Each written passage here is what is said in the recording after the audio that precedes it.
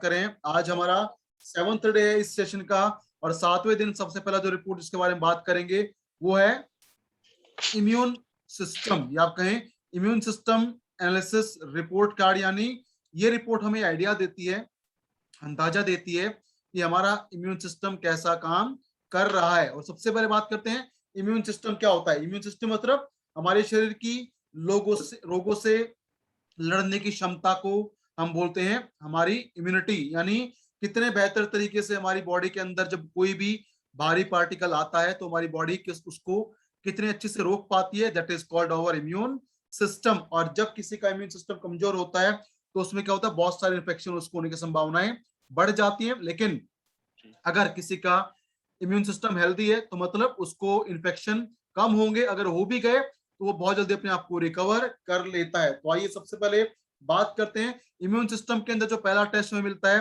वो टेस्ट क्या है, और वो टेस्ट है लिम्फ नोड इंडेक्स। सबसे पहला, और मैं कहूँ बहुत इंपॉर्टेंट, ये हमारे पास सामने टेस्टिंग है और ये है लिम्फ नोड इंडेक्स। सबसे पहले बात करते हैं लिम्फ नोड क्या होता है, इसको समझिए ध्यान से। What is lymph node?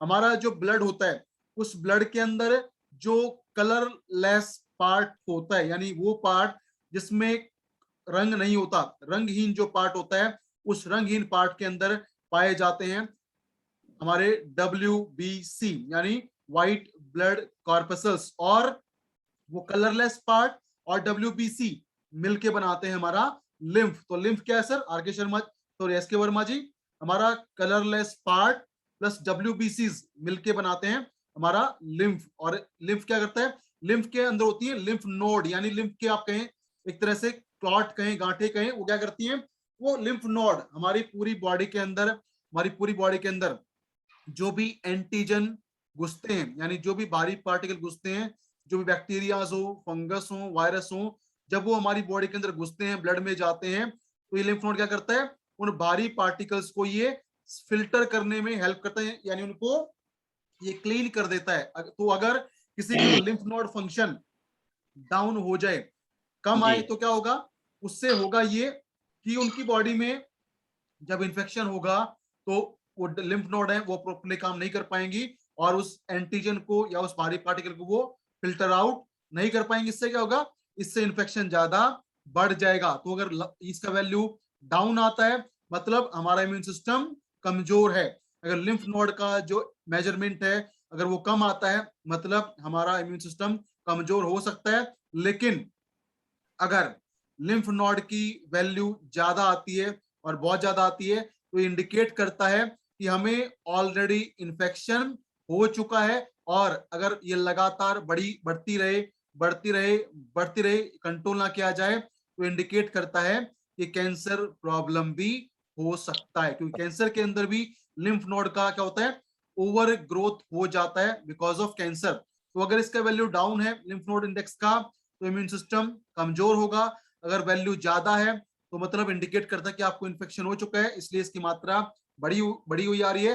लेकिन अगर लंबे समय तक ये बढ़ा रहे, दैट इंडिकेट कि आपको कैंसर प्रॉब्लम भी हो सकता है। ये है हमारा लिम्फ नोड इंडेक्स। अब हम आगे बढ़ते हैं और बात करते हैं सेकंड टेस्ट के बारे में जो है टॉन्सिल इम्यून सिस्टम। यानी हमारे टॉन्सिल की इम्यूनिटी कैसी है। और टॉन्सिल कहाँ पे होता है? टॉन्सिल हमारे गले में होते हैं और ये इनको बोलते हैं हम, टॉन्सिल को आप कह सकते हैं कि हमारी त्वचा के बाद, हमारी स्किन के बाद टॉन्सिल ही वो पार्ट है हमारा जो हर पैथोजन से लड़ने में सबसे आगे आता है। क्यों? क्योंकि या तो कोई भी पैथोजन हमारी बॉडी में स्किन के माध्यम से घुसता है या घुसता है हमारे माउथ के माध्यम से, और जब माउथ में जाता है तो सबसे पहले पहुंचता है गले में, और गले में होता है टॉन्सिल। और ये क्या करता है, ये टॉन्सिल हमारे इम्यून सिस्टम का एक बहुत शानदार, बहुत इंटीग्रल पार्ट होता है। क्यों? क्योंकि जैसे हमारी बॉडी के अंदर कोई पैथोजन एंटीजन घुसता है तो इसको समझ में आ जाता है कि ये भारी पार्टिकल है, तो क्या करता है, ये अपना ग्रोथ को बढ़ा देता है। और क्या करता है, जब ग्रोथ बढ़ जाती है तो हमारे इसको बोलते हैं गला फूल जाता है, गले में गंठू हो जाते हैं। उससे क्या होता है, जो पैथोजेंस है वो नीचे नहीं जा पाता और वो वहीं पे रुक के खत्म हो जाता है। लेकिन प्रॉब्लम क्या है कि अगर आज के समय इस लाइफस्टाइल में इस प्रॉब्लम में लोगों को बार बार गले में प्रॉब्लम होता है, गले में इन्फेक्शन होता है, तो लोग क्या हो जाते हैं, इससे परेशान हो जाते हैं और कुछ लोग क्या करते हैं, अपने टॉन्सिल्स को निकलवा देते हैं।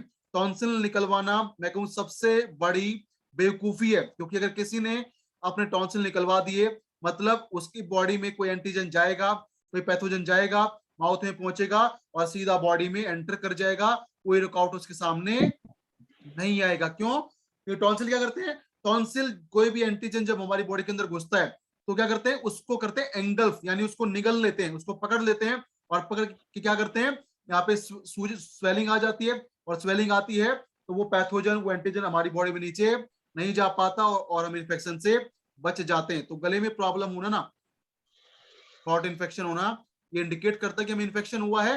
लेकिन अच्छी बात क्या है कि इन्फेक्शन नीचे पहुंचा नहीं है। लेकिन अगर किसी का टॉन्सिल इम्यून सिस्टम कमजोर है तो इंडिकेट करेगा कि उस इंसान को या उस इंसान का जो इम्यून सिस्टम है वो कमजोर हो सकता है, उसको बार बार इन्फेक्शन हो सकते हैं। ये था हमारा टॉन्सिल इम्यून इंडेक्स। लेकिन अगर किसी का टॉन्सिल इम्यून इंडेक्स आता है बढ़ा हुआ, ज्यादा आता है, ये इंडिकेट करता है कि उसको ऑलरेडी टॉन्सिल्स में इन्फेक्शन हो चुका है। अगर वैल्यू डाउन है तो इम्यूनिटी कमजोर होगा, वैल्यू बढ़ा आता है तो इन्फेक्शन हो चुका है। थर्ड यहाँ पे जो रिपोर्ट आता है बहुत इंपॉर्टेंट है और वो है बोन मैरो इंडेक्स।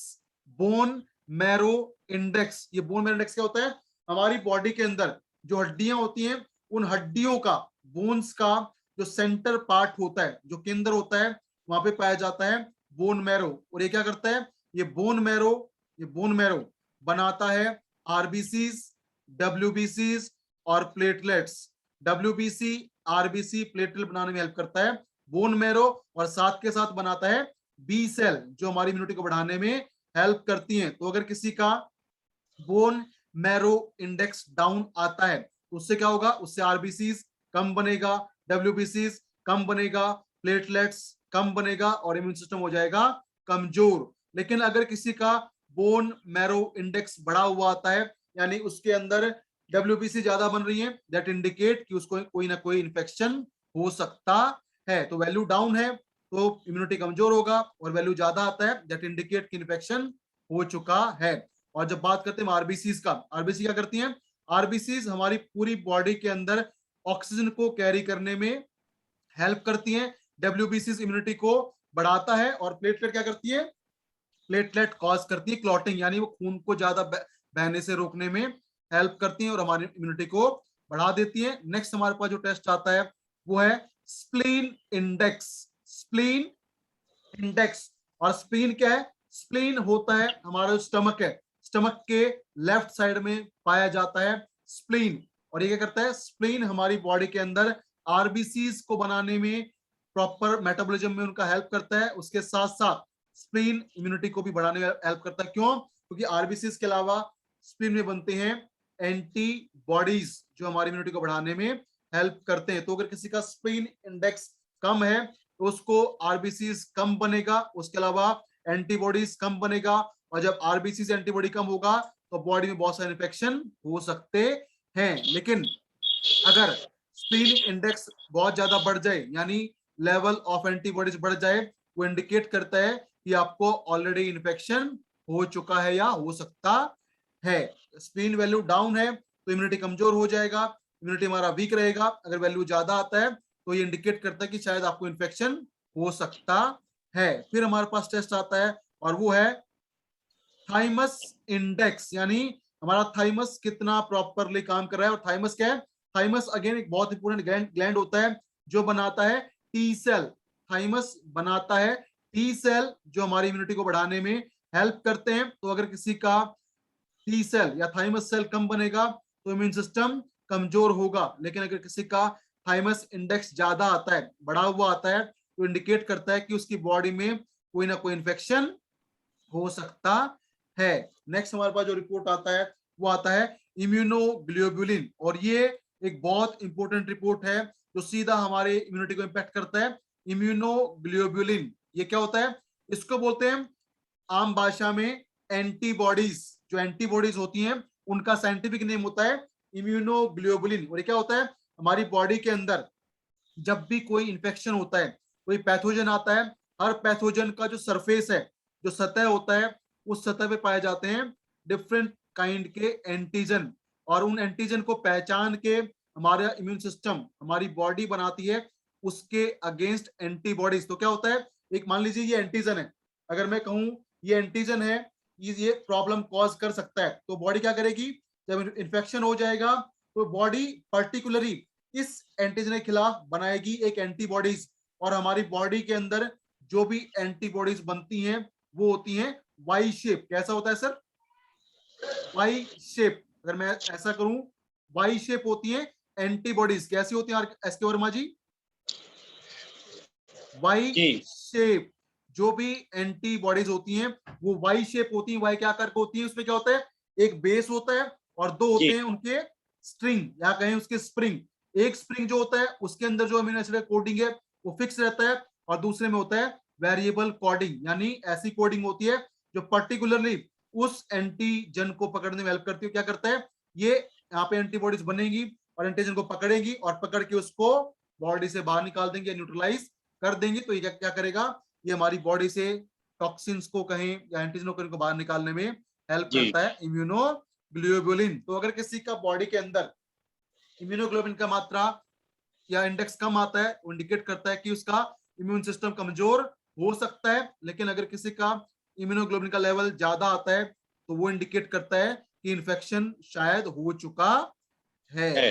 और हमारी बॉडी के अंदर ना, हमारी बॉडी के सिस्टम के अंदर बनते हैं टोटल 5 प्रकार के एंटीबॉडीज, और उसमें सबसे कॉमन होता है हमारा, कई होते हैं, वाई मोस्टली ज्यादातर बनता है। तो आगे हम बात करते हैं।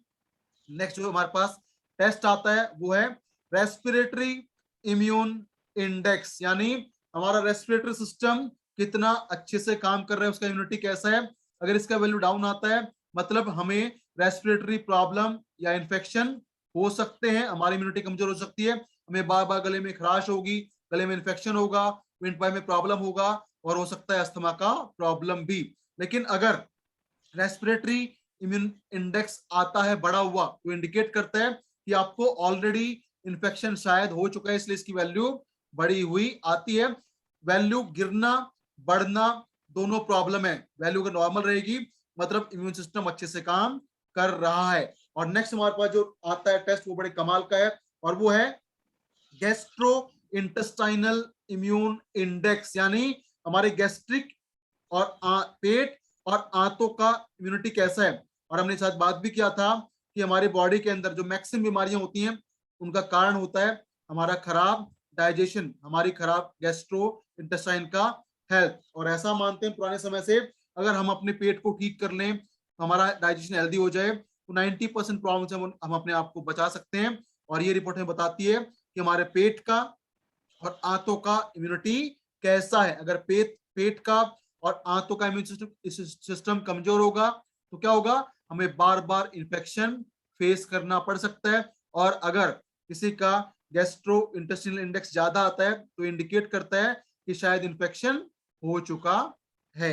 नेक्स्ट रिपोर्ट आता है हमारे पास, वो आता है म्यूकोसा इम्यून सिस्टम।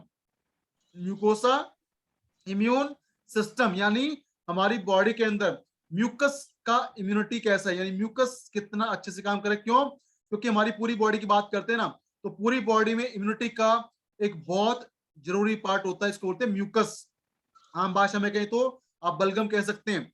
अगर म्यूकस की मात्रा कम बॉडी में कम हो जाए तो उससे क्या होता है, उससे जो अभी एंटीजन हमारी बॉडी में घुसे, चाहे बैक्टीरियाज हो, फंगस हो, वायरस हो, पोल्यूशन हो, धूल मिट्टी हो, वो हमारी बॉडी में ज्यादा नुकसान कॉज कर सकती है अगर म्यूकस की मात्रा कम रहे। अब क्या होता है, हमारी बॉडी में धूल मिट्टी घुसा, प्रदूषण घुसा या एंटीजन पहुंचे, उन सबको जो म्यूकस होता है वो पकड़ लेता है, और पकड़ के उनको वो कैद कर लेता है, और कैद करके क्या करता है, बॉडी से बाहर निकाल देता है इन द फॉर्म ऑफ बलगम। और इसलिए आप नोटिस कीजिए कि जो लोग दिल्ली में रहते हैं, एनसीआर में रहते हैं, जब सुबह वो बलगम निकालते हैं ना तो उसमें कभी वो आता है नीला, हरा, पीला आता है। क्यों, क्योंकि डिफरेंट डिफरेंट एंटीजन होते हैं, डिफरेंट टॉक्सिन होते हैं, वो म्यूकस में फंस जाते हैं और बॉडी उसको बाहर निकाल देती है। तो अगर किसी का म्यूकस इम्यूनिटी कमजोर होगा तो मतलब उसको बार बार इन्फेक्शन प्रॉब्लम फेस करना पड़ सकता है। लेकिन अगर म्यूकोस इम्यून सिस्टम की वैल्यू बहुत ज्यादा आती है तो इंडिकेट करता है कि आपकी बॉडी में कोई ना कोई इन्फेक्शन हो सकता है, इसलिए उसकी वैल्यू बहुत ज्यादा बढ़ चुका है। So this is all about our immune system. और यहाँ पे एक चीज आप देखिए, समझिए कि कोई भी टेस्ट हो, कोई भी रिपोर्ट हो, अगर वैल्यू डाउन है मतलब इम्यून सिस्टम कमजोर है, वैल्यू बढ़ा हुआ है तो इंडिकेट करता है कि शायद उसको वहां पे इन्फेक्शन हो सकता है, और इन्फेक्शन हुआ है इसलिए उसका जो वैल्यू है, मात्रा है, वो बढ़ गया है उस इन्फेक्शन को न्यूट्रलाइज करने के लिए। So this is all about immune system. अब किसी को अगर इम्यूनिटी प्रॉब्लम है तो कैसे उसको इंप्रूव करें, अगर इम्यूनिटी बढ़ानी है तो आज के दिन सबसे बेहतर समाधान हमारे पास है कीवा सिल्वर प्लस। उसके अलावा हम ऐड कर सकते हैं और करना चाहिए, और हमारे पास सप्लीमेंट जो है उसका नाम है immuno rich capsule. Immuno rich capsule बहुत शानदार काम करता है। क्यों? क्योंकि इम्यूनो रिच के अंदर पाए जाते हैं इम्यूनोग्लोबुलिन, यानी उसके अंदर सीधा एंटीबॉडीज होते हैं जो हमारी इम्यूनिटी को बढ़ाने में हेल्प करते हैं, इन्फेक्शन को रेगुलेट कर देते हैं। उसके अलावा हम दे सकते हैं Himalayan berry juice, aloe vera juice, noni juice, cow colostrum, gold tulsi, डेनोडर्मा, यानी वो सब चीजें जो हमारे पास आती हैं as immunity booster, we can add on.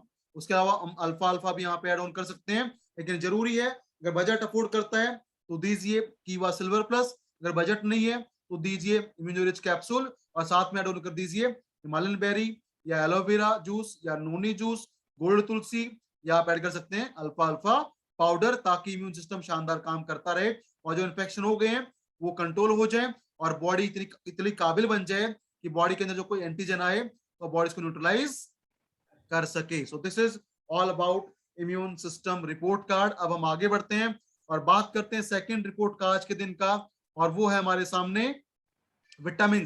क्या है सर एस के वर्मा जी? जी विटामिन। विटामिन, सबसे पहले बात करते हैं विटामिन क्या होता है। एस के वर्मा जी कुछ आइडिया सर क्या होता है विटामिन? बस सर आप थोड़ा सा मार्गदर्शन कीजिए। बहुत सिंपल है सर, देखिए नाम, मैं बोलता हूँ हमेशा नाम पकड़िए।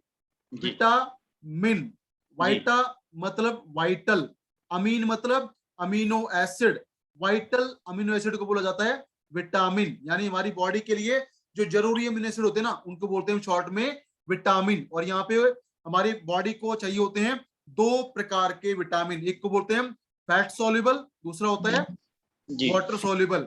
जो विटामिन बी है और विटामिन सी है, विटामिन बी और विटामिन सी होते हैं वाटर सॉल्युबल, यानी ये पानी में घुल जाते हैं, और विटामिन ए, विटामिन डी और विटामिन ई होते हैं फैट सॉल्युबल। इसलिए अगर आप बात करें विटामिन बी कॉम्प्लेक्स का या बात करें विटामिन सी का, ये हमें हर रोज लेना पड़ता है। क्यों? क्योंकि अगर ज्यादा मात्रा भी लेंगे तो क्या होगा, वो पानी में घुलेगा और बॉडी से पास आउट हो जाएगा। लेकिन अगर बात करें विटामिन ए का, विटामिन डी का या विटामिन ई का, अगर इसको हम डेली ना भी लें तो क्या होता है, अगर हमने ज्यादा मात्रा लिया है तो वो ज्यादा मात्रा हमारे लीवर में स्टोर हो जाती है और जब भी चाहिए होता है वो वहां से निकल के बॉडी में पहुंच जाता है। तो बात करें जो विटामिन का, तो क्या करते हैं, विटामिन हमारी बॉडी के अंदर बहुत सारे फिजियोलॉजिकल रोल्स प्ले करते हैं।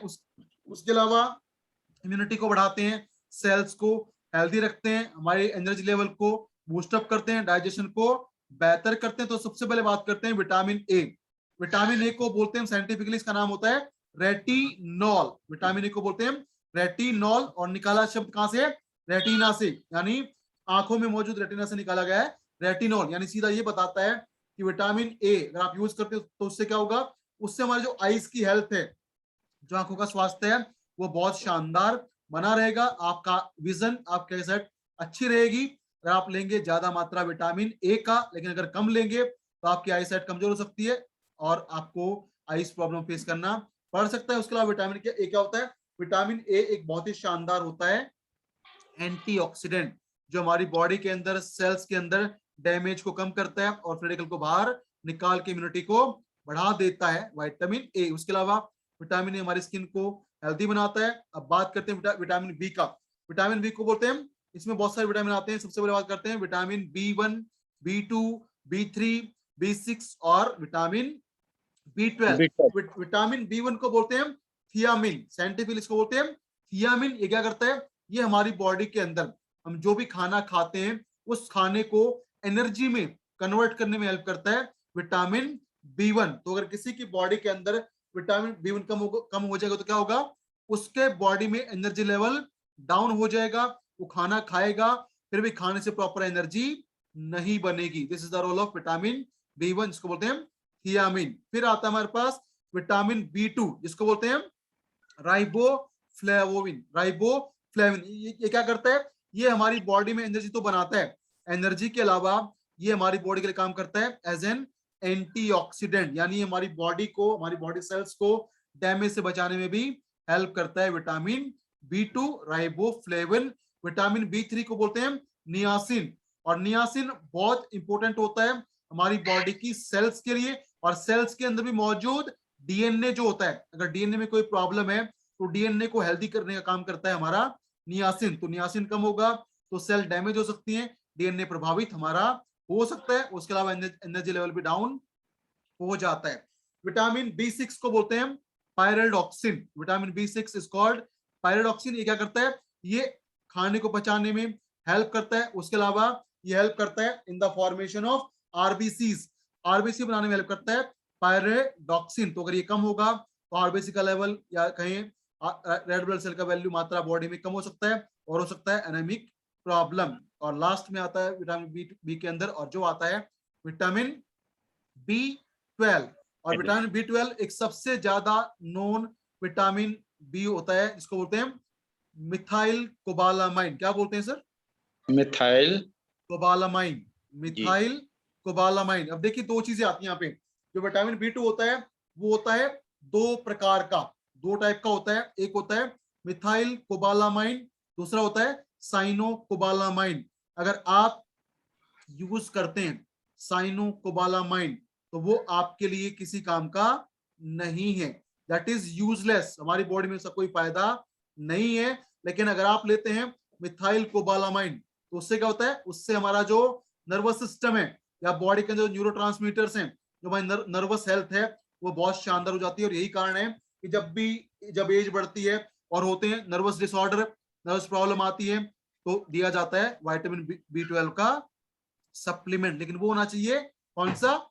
Methyl cobalamin. मिथाइल कोबालामाइन काम करता है, साइनोकोबालामाइन हमारी बॉडी में कोई यूज का नहीं है। और गलती से अगर आप यूज करते हैं साइनोकोबालामाइन और उसको यूज करने के बाद अगर आपने दूध पी लिया, क्या पी लिया सर? दूध पी लिया तो आपकी बॉडी में बन जाता है जहर। क्या बन जाता है? जहर बन जाता है। साइनाइड बन जाता है। साइनाइड सुना होगा सर? साइनाइड जी सुना तो है लेकिन देखा नहीं सबसे है। दुनिया सर मिलेगा भी नहीं किसी को ऐसे। दुनिया जी का सबसे खतरनाक जहर होता है साइनाइड। अगर आपने टच भी कर लिया ना जी तो खत्म, सिर्फ टच करेंगे खत्म।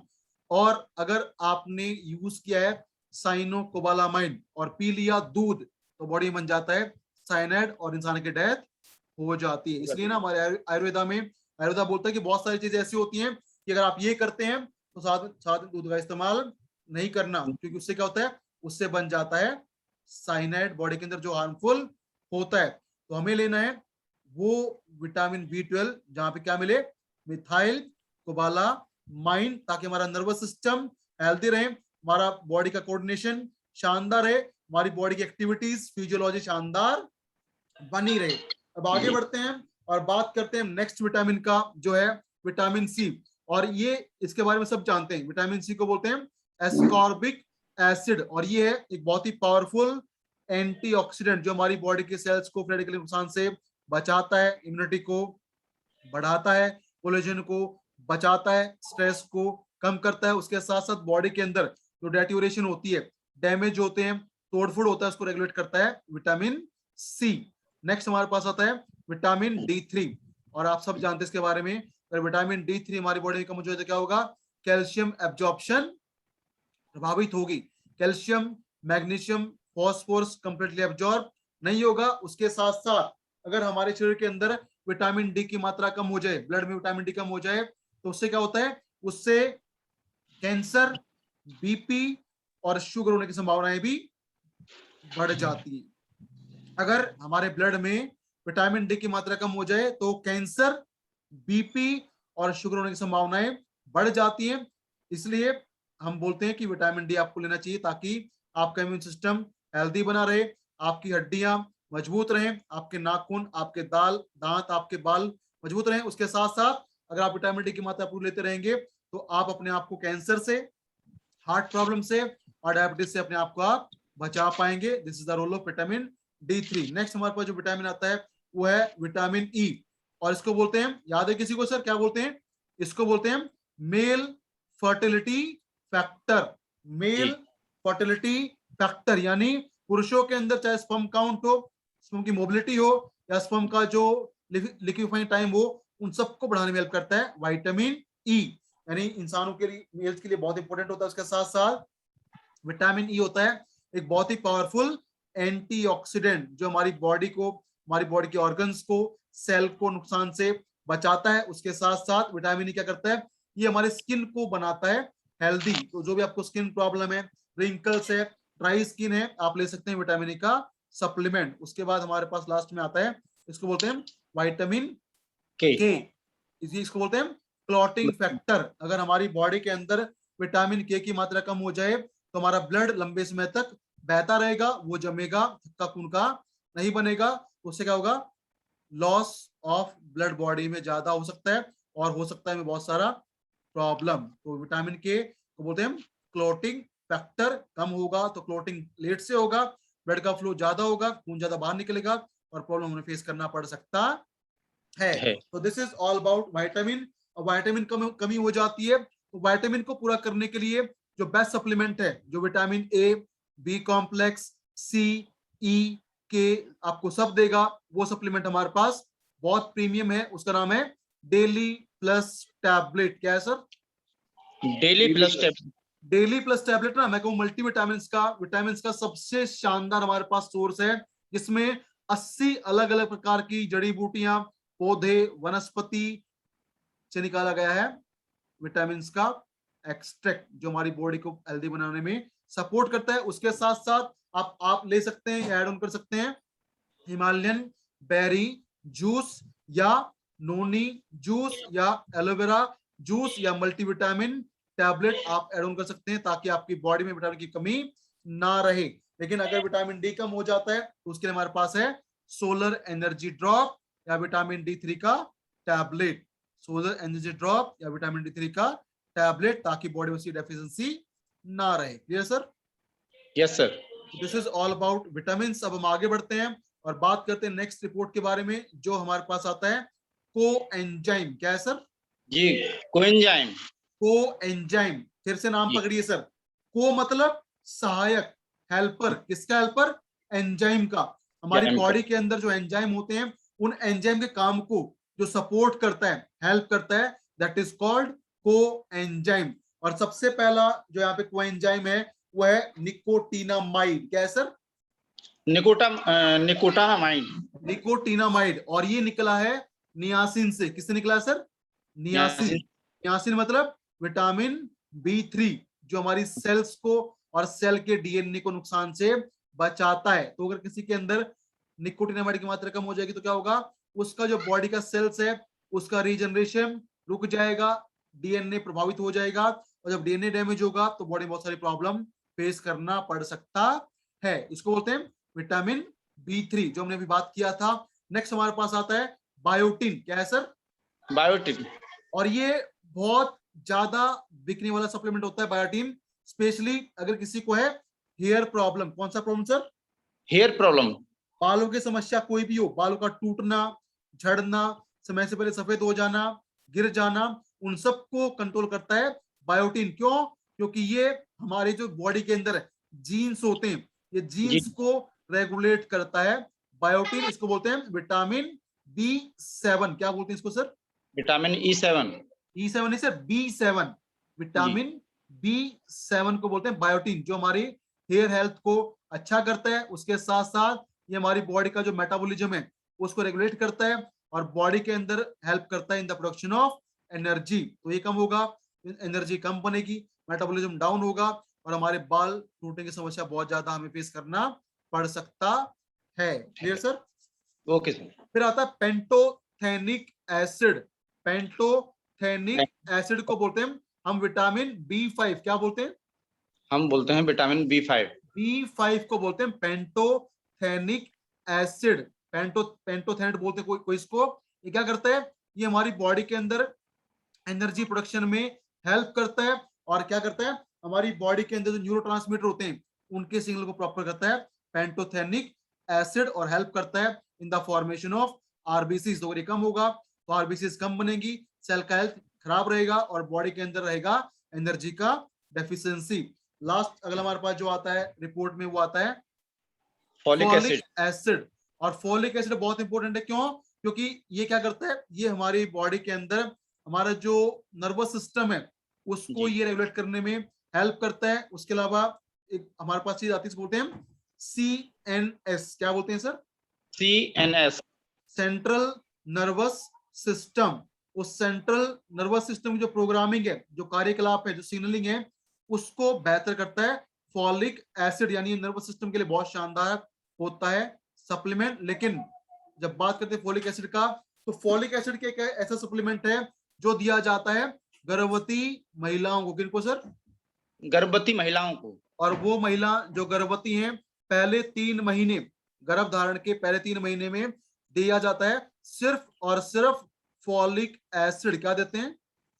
सिर्फ और सिर्फ फॉलिक एसिड दिया जाता है 3 महीने तक। उसके अलावा कोई सप्लीमेंट उसको दिया नहीं जाता महिला को। क्यों? क्योंकि आप देते हैं कैल्शियम या देते हैं आयरन, तो जो बच्चा होता है उसका शेप उल्टा हो सकता है। तो देंगे हम पहले 3 महीने सिर्फ और सिर्फ फॉलिक एसिड। उससे क्या होगा? उससे उस बच्चे का जो नर्वस सिस्टम है वो शानदार तरीके से डेवलप हो पाएगा, उसका जो बोलते हैं न्यूरल प्रॉब्लम उसको नहीं होगा। Clear sir?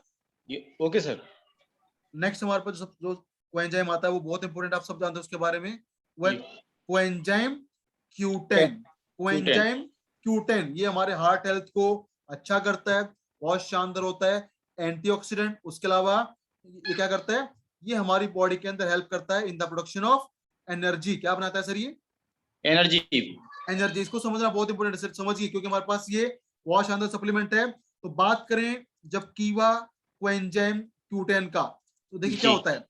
हम इंसान कोई भी खाना खाएं, चाहे हम प्रोटीन लें, फैट लें या लें कार्बोहाइड्रेट, जब वो न्यूट्रिएंट हमारी बॉडी में जाते हैं और हमें उनसे बनाना है एनर्जी। क्या बनाना है सर? एनर्जी बनाना है। तो हमारी बॉडी ऐसे डिजाइन किया भगवान ने कि एनर्जी बनाने के लिए हमारी बॉडी की जो सेल्स हैं वो यूज करती हैं सिर्फ और सिर्फ ग्लूकोज। क्या यूज करती हैं सर? ग्लूकोज। ग्लूकोज से हमारी बॉडी में एनर्जी बन पाता है। आप कुछ भी खा लीजिए, वो बदलेगा ग्लूकोज में, तब बॉडी को एनर्जी मिलेगा। और यही कारण है कि जब भी कोई इंसान बीमार होता है, हेल्थ खराब होती है, वो जाता है हॉस्पिटल में, तो डॉक्टर साहब क्या देते हैं उसको? पहले सलाइन और ग्लूकोज लगाते हैं ताकि बॉडी में एनर्जी आ जाए, जी। एनर्जी बढ़ जाए। तो हमारी बॉडी की सेल्स क्या करती है? बॉडी की सेल्स ग्लूकोज को एब्जॉर्ब करती है और एब्जॉर्ब करके बनाती है एनर्जी। क्या बनाती है? एनर्जी बनाती एनर्जी। हैं। देखिए क्या, समझिए, हमारी जो बॉडी सेल्स है ना, सेल्स के अंदर एक ऑर्गेनल होता है, एक ऑर्गन्स होता है, इसको बोलते हैं माइट्रोकॉन्ड्रिया। सुना होगा सर? जी। सेल के अंदर माइक्रोकॉन्ड्रिया। होता है माइट्रोकॉन्ड्रिया और उसको बोलते हैं power house of the cell. Power house of the cell यानी वो बनाता है बॉडी के लिए पावर यानी एनर्जी। कैसे बनाता है? हम खाते हैं खाना, और खाने में क्या, खाने से क्या बनता है लास्ट में जाके सर? खाने से बनता है ग्लूकोज। क्या बनता है? ग्लूकोज बनता है खाने की। ग्लूकोज क्या होता है साइंटिफिकली? C6H12O6। इसको बोलते हैं, जस्ट मिनट, जी। ये बड़ा इंपॉर्टेंट है सर, समझिए इसको। जी। C6H12O6 है ग्लूकोज का मॉलिक्यूलर फॉर्मूला, केमिकल फॉर्मूला। जब बॉडी में ग्लूकोज जाता है, माइटोकॉन्ड्रिया में पहुंच जाता है, तो वहां पे इसको मिलता है ऑक्सीजन। क्या मिलता है? ऑक्सीजन मिलता है वहां जाके। और वहां मिलते 6 मॉलिक्यूल O2 के यानी ऑक्सीजन के। और जब ग्लूकोज और ऑक्सीजन माइटोकॉन्ड्रिया में मिलते हैं ना, तो इनसे बनता है क्या? इनसे बन जाता है पानी। क्या बनता है सर? इससे पानी बनता है। पानी मतलब H2O। जी। H2O बोलते हैं पानी को। उसके अलावा बन जाता है 6 मॉलिक्यूल ही CO2 यानी कार्बन डाइऑक्साइड, और बन जाते हैं 36 मॉलिक्यूल ATP। क्या बनते हैं? 36 एटीपी। ATP। और ATP क्या है? Adenosine triphosphate. Adenosine triphosphate. Adenosine triphosphate यानी वो मॉलिक्यूल जो हमारी बॉडी को देते हैं एनर्जी।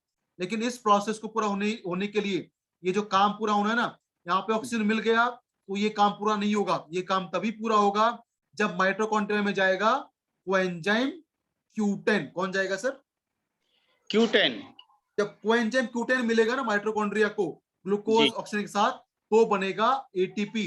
अगर माइटोकॉन्ड्रिया पूरा नहीं मिलेगा, कम मिलेगा, तो एटीपी कम बनेगा, और कम बनेगा तो उससे क्या होगा? बॉडी में एनर्जी कम बनेगी। एनर्जी कम बनेगी तो स्टेमिना डाउन होगा, हमें बहुत जल्दी थकान होगी। इसलिए बोलते हैं कि अगर किसी को भी है क्रोनिक फटीग सिंड्रोम, क्या है सर? क्रोनिक फटीग सिंड्रोम, यानी बहुत लंबे समय तक वो हमेशा थका थका रहता है, काम करने का मन नहीं करता, एनर्जी लेवल डाउन है, मतलब उसको कमी है कोएंजाइम Q10 का। आप उसको दीजिए कोएंजाइम Q10, ताकि उसका एनर्जी लेवल बढ़ जाए और बॉडी बन जाए कैसा? एनर्जेटिक और पावरफुल। उसके अलावा जिन लोगों को होता है कोलेस्ट्रॉल प्रॉब्लम, कौन सा प्रॉब्लम सर? Cholesterol problem. तो उसमें क्या होता है, अगर वो मेडिसिन लेते हैं कोलेस्ट्रॉल का, जो आता है एटोरवास्टेटिन, जिसको बोलते हैं स्टेटिन ग्रुप का मेडिसिन, अगर वो लेते हैं तो उससे क्या होता है? कोलेस्ट्रॉल लेवल तो कम हो जाता है, लेकिन जी। उससे होता क्या है? उससे कोएंजाइम Q10 की मात्रा ब्लड के अंदर कम हो जाती है, और कोएंजाइम Q10 जब कम होता है तो एनर्जी कम बनती है।